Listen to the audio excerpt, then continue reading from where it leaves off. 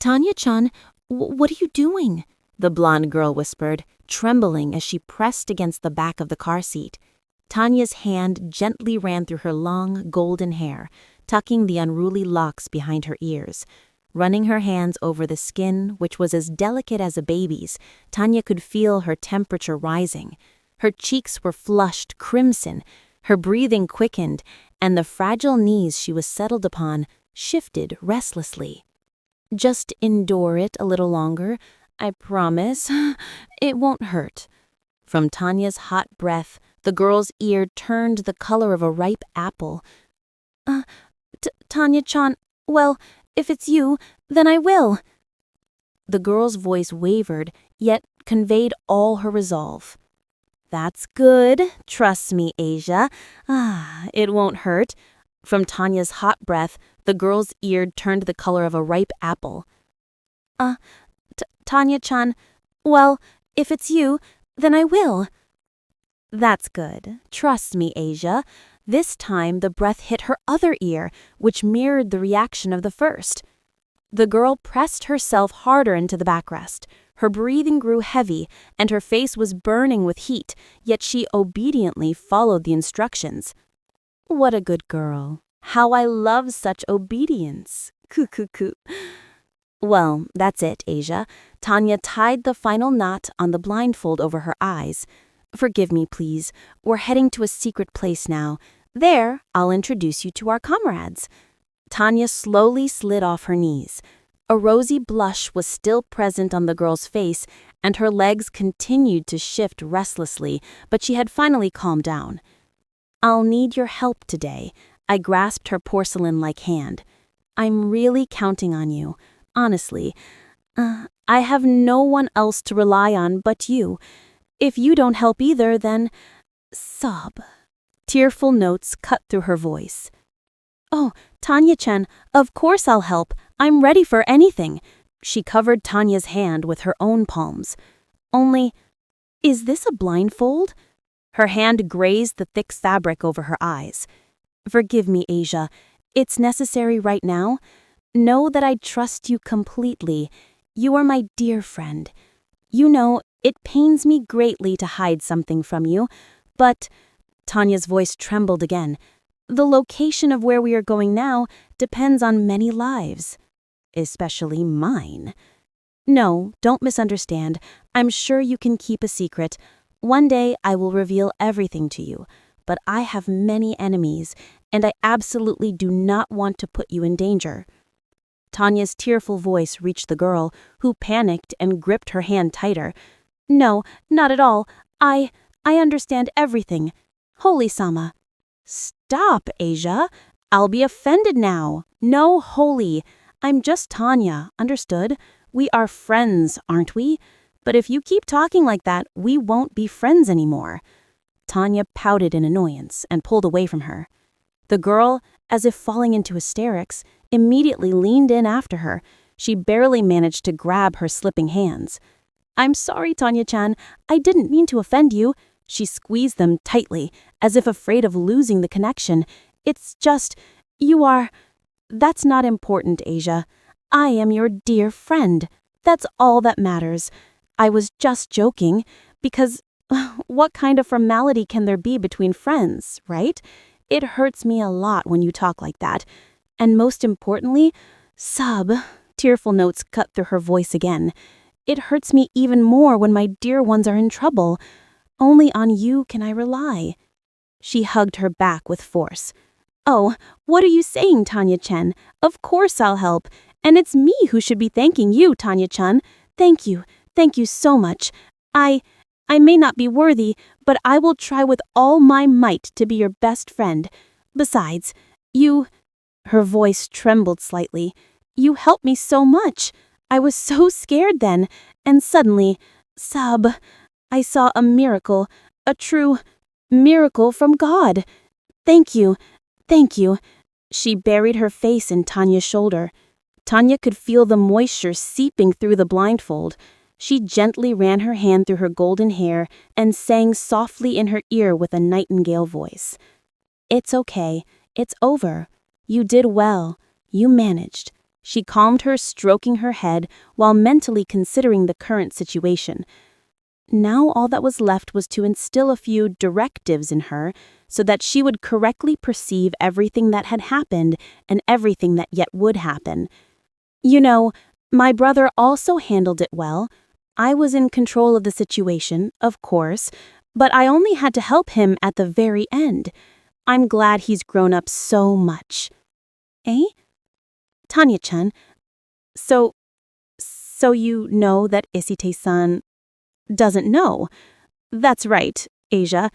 He knows nothing, so I had to act in secret. And I beg you, don't tell him anything. It could be very dangerous. He is still very weak, and the enemies can be really strong. I don't want him to get hurt.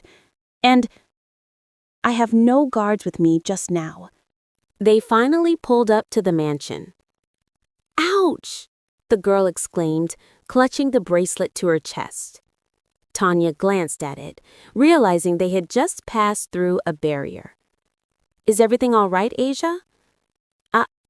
I don't know. She slid the bracelet aside. A slight burn had appeared beneath it. I got burned for some reason, and just now, an unpleasant feeling settled in my chest. Strange. I feel that we are currently in a very clean place, but something inside me is unsettled. Oh, forgive me, Asia. It's my fault. Tanya grabbed the hands with the burn. I imbued this bracelet with the power of light and completely forgot that you've become a demon now. Forgive me. It's all my fault.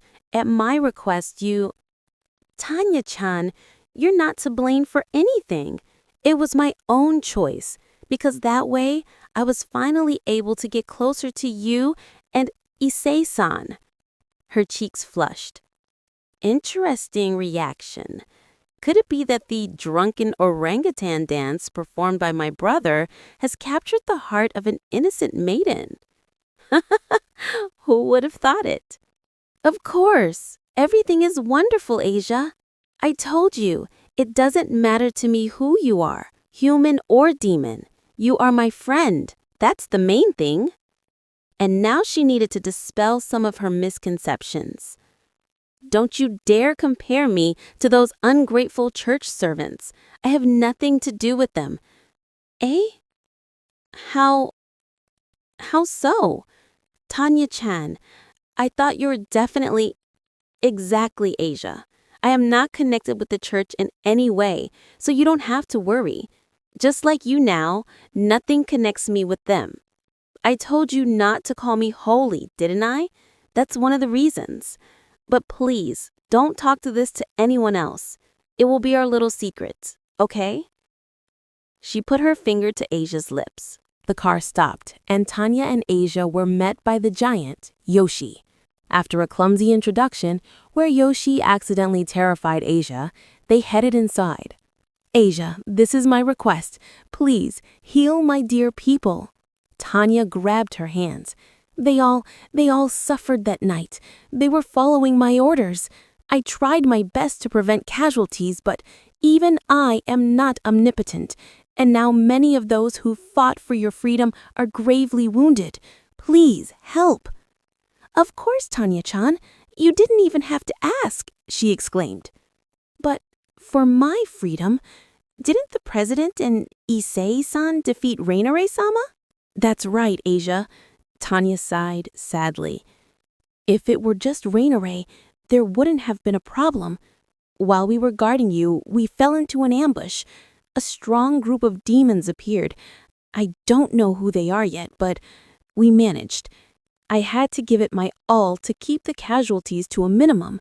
But even so, in the end, my people were still badly hurt. Please. Demons. So there was someone else there. Wait, Tanya-chan. The president told us that church no longer exists. Could it be... Her eyes widened in shock. Was that you, Tanya-chan? Yes, it was me. I am very ashamed. I didn't want this to happen, but there was no choice. The opponents were too strong. If you want, you can blame me further, but please, help my people. How could I, Tanya-chan? Of course I'll help. You did so much for me. Tanya pulled her hand and threw open the door to the infirmary. 5 cots stood in 2 rows, on which bandaged fighters lay, many with wounds radiating demonic energy. Azia, please. Tanya-chan, did all of this happen because of me? Her eyes were already stained red with tears. Don't blame yourself, Azia. It was my mistake for underestimating the enemy. Please help them. They all bravely fought for your freedom. Azia rushed into the room. Running up to the nearest cot, she placed her hands on a fighter. A bright green glow enveloped him. Tanya watched. She felt powerful magic, but couldn't understand its nature. Azia, who did not possess magic, was using the holy mechanism inside her. The fighter's condition improved visibly. His severe injuries healed in a few minutes.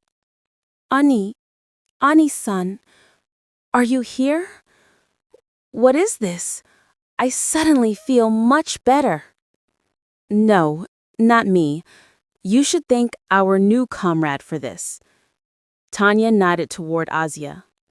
It was her we saved back then, and now she has healed you. The fighter, realizing he could see and move, jumped up and hugged Azia in a burst of emotion. Tanya's fingers instantly dug into his neck. Leaning down to his ear, she whispered, "If you, Pervert, even dare to lay your filthy paws on her, you will never see the light again, or anything that accompanies your sick fantasies. Do you understand me?" Ani-san, I will serve you forever." He bowed deeply, his head touching the cot. Azia, though flustered, was delighted by the praise. She continued to heal the rest of the fighters, each of whom thanked her profusely. Soon, all the men were on their feet and carrying their savior in their arms. Thank you, Asia. If it weren't for you, I wouldn't have known what to do. Oh, Tanya-chan, I'm so glad I could help. But, Asia, to be honest, I have one more request for you, and it might seem unpleasant to you, but I want you to trust me. Do you trust me, Asia? The girl smiled brightly and nodded. Well, that's wonderful. Let's go. She dragged her out the door. Yoshi, go watch the fighters so they don't do anything stupid. They left the room and ran into 2 absolutely identical girls. Ane-san, mistress. There you are. Did you do everything I told you? Of course, mistress. Everything, just as you ordered. Excellent. Let's go. There's still a lot of business to settle today. They headed to the other end of the mansion, to the most inconspicuous secret door. As soon as the door slid aside, they descended into stone corridors. Asia, it's all right. This place is used very rarely. I want you to heal someone else. Stopping at one of the steel doors, Tanya sent magical energy through it. The door slid aside. In the dim light, the figures of the prisoners appeared. Aisha looked in horror at the scene that opened, at the priest and the fallen angel shackled in chains.